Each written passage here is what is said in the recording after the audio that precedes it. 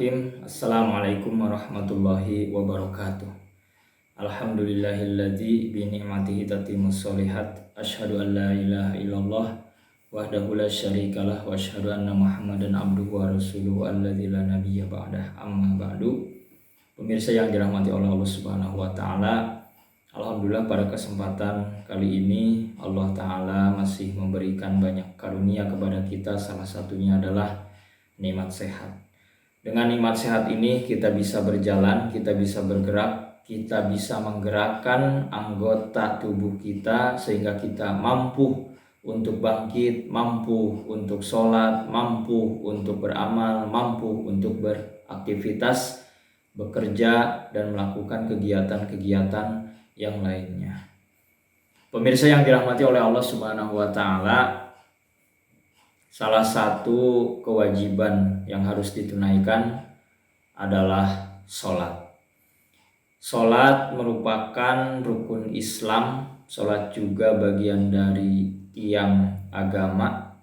Sholat juga merupakan amalan yang akan pertama kali dihisab pada yaumul qiyamah. Sehingga penting untuk setiap muslim, setiap diri kita pribadi-pribadi memperhatikan kualitas sholatnya, memperhatikan kuantitas sholatnya, diperbaiki jika ada yang masih kurang, ditambah jika ada yang masih kurang. Karena sholat yang wajib itu sudah ditetapkan, jumlahnya sudah ditentukan. Namun pemirsa yang dirahmati oleh Allah Subhanahu wa taala, kita jangan melupakan sholat tambahan, yaitu sholat sunnah. Karena ini jumlahnya ada yang sudah ditetapkan dan ada yang memang kita boleh melaksanakannya berulang-ulang. Pemirsa yang dirahmati oleh Allah Subhanahu wa taala, kita ketahui bahwa sholat fardu atau sholat yang wajib, dan ini tidak boleh ditinggalkan satu waktu pun, kapanpun, dan lagi dimanapun.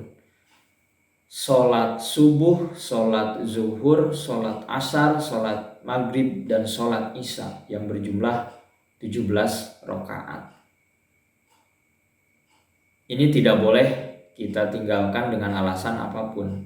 Walaupun kondisi kita sakit, walaupun kondisi kita lemah, walaupun kita sedang di perjalanan, walaupun kita sedang dalam peperangan, ataupun dalam waktu bahaya, dalam masa-masa genting dan yang lain sebagainya, tetap ini harus ditunaikan. Dan tentunya amalan ini amalan yang memang berpahala besar. Bahkan amalan ini amalan yang akan mengantarkan para pelakunya dimasukkan ke dalam surganya. Pemirsa yang dirahmati oleh Allah Subhanahu wa taala, namun demikian kita pun jangan melewatkan, jangan melupakan amalan yang lainnya. Jangan sampai kita mencukupkan hanya di satu amalan tertentu sehingga kita merasa puas dengan amalan yang sudah kita kerjakan, merasa yakin bahwa amalan itu akan diterima. Namun di dalam ibadah itu kita harus diiringi dengan rasa khawatir tidak diterima amal yang sudah kita laksanakan, khawatir tidak diterima sholat wajib yang sudah kita kerjakan, khawatir tidak diterima sholat sunnah yang kita kerjakan. Pemirsa yang dirahmati oleh Allah Subhanahu wa taala, jadi di samping sholat wajib ada sholat nafilah. Nafilah ini artinya tambahan, atau kita kenal dengan istilah mandub, ataupun sunnah, ataupun tatawwu. Tapi jangan sampai kita melewatkan begitu saja. Salah satunya adalah sholat rawatib.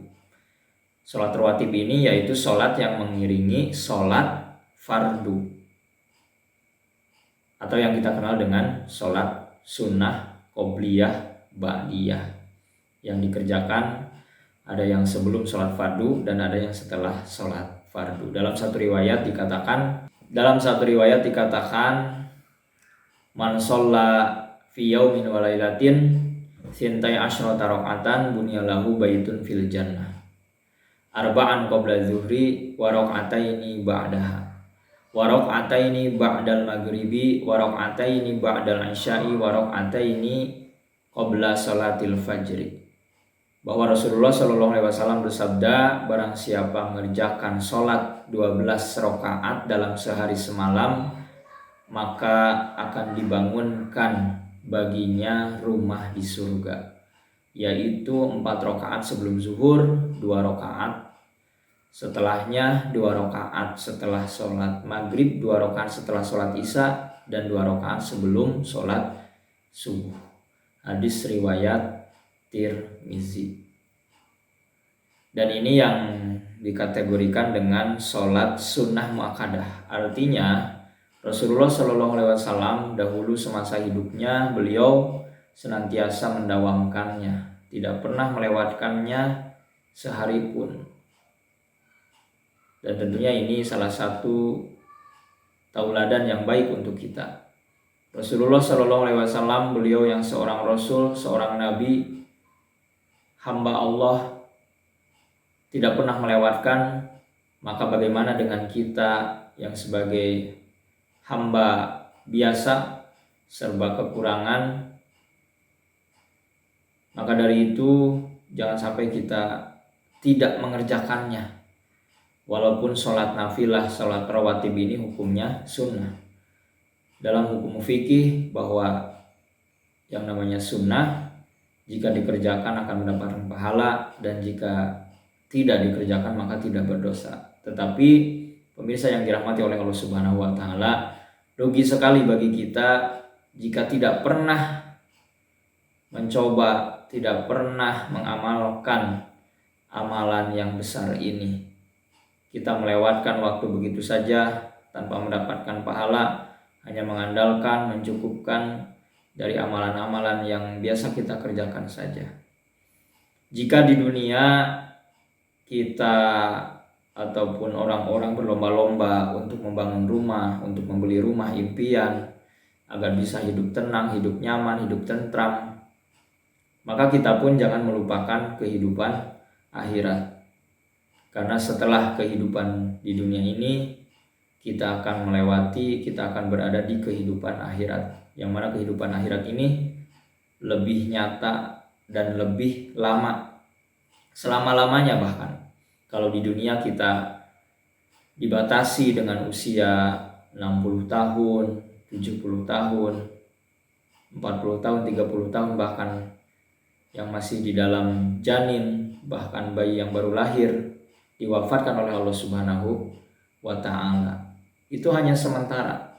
Tetapi ruh yang ada, yang menempel pada jasad kita ini senantiasa akan hidup. Untuk itu, pemirsa yang dirahmati oleh Allah Subhanahu wa ta'ala, mari kita laksanakan sholat sunnah. Salah satunya adalah sholat rawatib yang senantiasa ini didawamkan oleh Nabi Shallallahu Alaihi Wasallam. Dan pasti kita pun akan bisa jika kita memang sudah berazam, bertekad, berniat dengan baik, dengan lurus dan ikhlas, dengan melihat kabar gembira, dengan membaca khobar-khobar yang disampaikan Nabi Shallallahu Alaihi Wasallam. Tentunya jangan sampai kita melewatkannya. Mudah-mudahan ini memotivasi, memberikan semangat kepada kita agar menjaga, merawat, melaksanakan sholat sunnah. Salah satunya adalah sholat sunnah rawatib.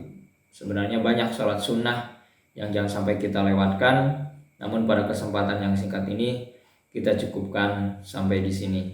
Semoga bermanfaat. Wallahu a'lam. Wassalamualaikum warahmatullahi wabarakatuh.